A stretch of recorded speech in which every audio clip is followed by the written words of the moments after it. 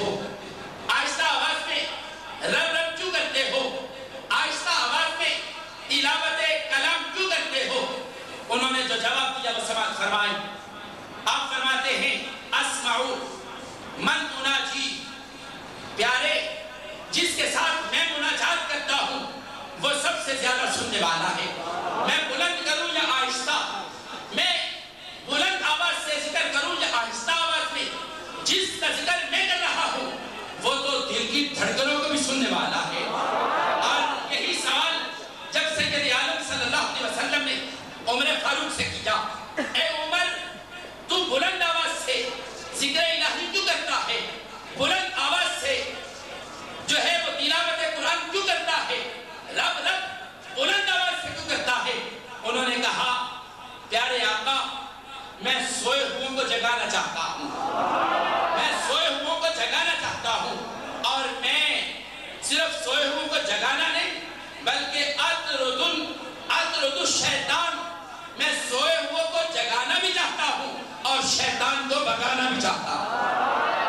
کہا میں بلند آواز سے ذکر کر کے اور بلند آواز سے رب رب کر کے، بلند آواز سے تلاوت قرآن کر کے، بلند آواز سے ذکر الہی کر کے جو غافل ہیں ذکر سے ان کی غفلت کو دور کرنا چاہتا ہوں اور دلوں سے غفلت کے حجاب کو اتارنا چاہتا ہوں، اور شیطان جو ہے جو اپنے پنجے پوری طرح کاٹ چکا ہے میں اس کو ان بندوں سے دور بھگانا چاہتا ہوں۔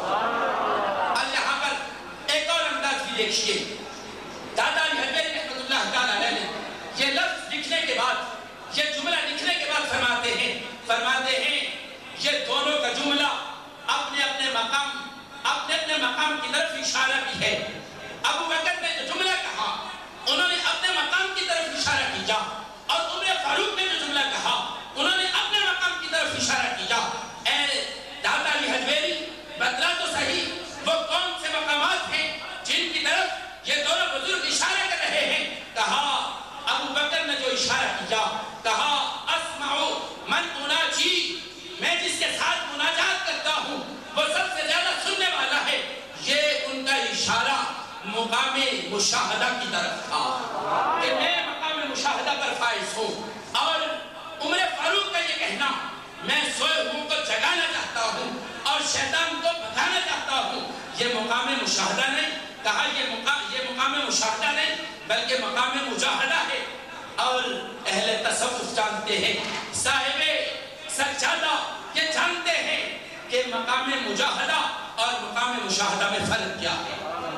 اور اس بات کو میں ایک اور عام فہم سے الفاظ میں اور عام فہم سے حدیث کے اعتبار سے سمجھانا چاہوں گا۔ سید عالم نور مجسم شفیع معظم صلی اللہ علیہ وسلم کا فرمان، لیکن اس سے قبل ایک بات کو ذہن نشین فرمائیے گا، ایک ہے مقام حضور اور ایک ہے مقام شہود، ایک ہے مقام حضور اور ایک ہے مقام شہود۔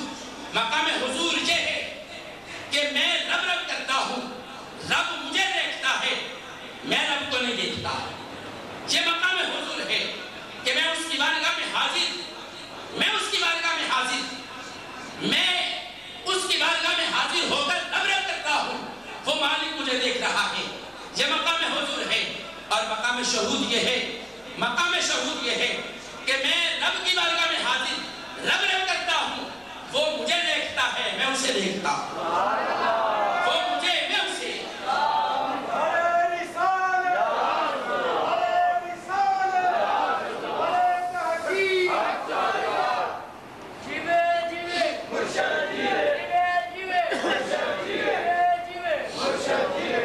اور سرکار دو عالم صلی اللہ علیہ وسلم کا انداز سماعت فرمائیے گا۔ یہاں پر پیارے آقا سے پوچھا گیا پیارے احسان کسے کہتے ہیں؟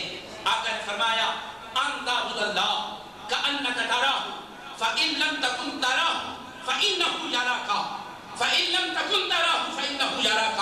کہا تو عبادت اللہ کی اس طرح کر، اللہ کی عبادت اس طرح کر کہ تو خود اپنے سر کی آنکھوں سے اپنے رب کو دیکھ رہا ہے، اور اگر تو سمجھتا ہے کہ تیرا ابھی یہ مقام نہیں ہے، تیری یہ منزلت نہیں اور تو اس منصب پر حامل نہیں ہوا، تو پھر رکن عبادت کر، لیکن دل میں یقین محکم یہ رکھ کہ تو نہیں دیکھ رہا لیکن تیرا رب تجھے دیکھ رہا ہے۔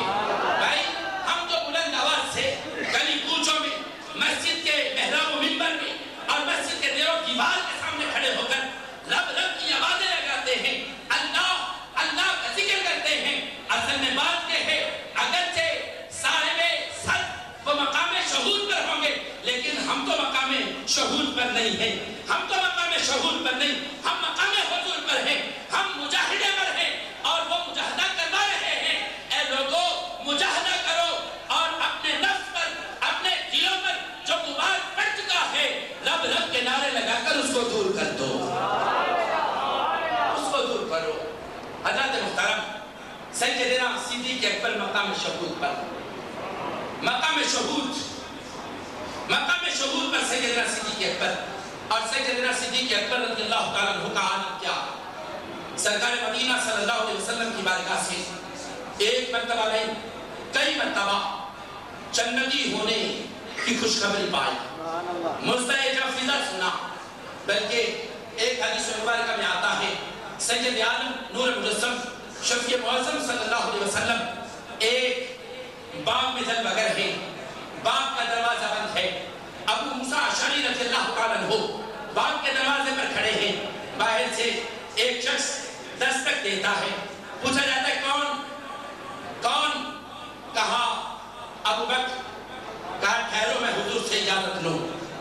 آقا ابو بکر آئے ہیں، اجازت مانگتے ہیں، فرمایا اجازت دو، دروازہ کھول دو اور ساتھ جنتی ہونے کی خوشخبری دے دو، ساتھ جنتی ہونے کی خوشخبری دو۔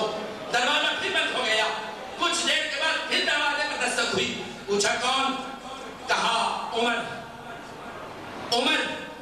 اجازت چاہتا ہوں، کہا ٹھہرو میں حضور سے پہلے پوچھتا ہوں۔ سرکار دو عالم نور مجسم شفیع معظم صلی اللہ علیہ وسلم کی بارگاہ میں حاضر ہو کر پوچھا، حضور عمر آئے ہیں، کہا جنتی ہونے کی خوشخبری دو اور آنے کی اجازت دو۔ پھر دروازہ بند ہو گیا، تیسری مرتبہ پھر دستک ہوئی، دروازے پر آنے والے نے دستک دی، پوچھا کون؟ کہا عثمان، کہا ٹھہرو میں پہلے حضور سے پوچھتا ہوں، حضور سے دریافت کیا، کہا آنے دو اور جنتی ہونے کی خوشخبری دے دو۔ دروازہ کھلا، جنتی ہونے کی خوشخبری پالی، حضور کی بارگاہ میں آ کر بیٹھ گئے، لیکن بیٹھنے کا انداز کیا ہے؟ حدیث مبارکہ میں آتا ہے ابو بکر آئے دائیں طرف حضور کے ساتھ، اس باغ میں جو کنواں تھا جس انداز میں حضور بیٹھے تھے اسی انداز میں ابو بکر بیٹھ گئے۔ عمر آئے جس انداز میں حضور بیٹھے تھے بائیں جانب آ کر عمر فاروق بیٹھ گئے اور عثمان غنی آئے۔ اب دائیں بائیں جگہ نہیں، دائیں بائیں جگہ نہیں، دائیں طرف ابو بکر، بائیں جانب عمر فاروق۔ اب جب عثمان غنی آئے تو سامنے حضور کے سامنے بیٹھ گئے۔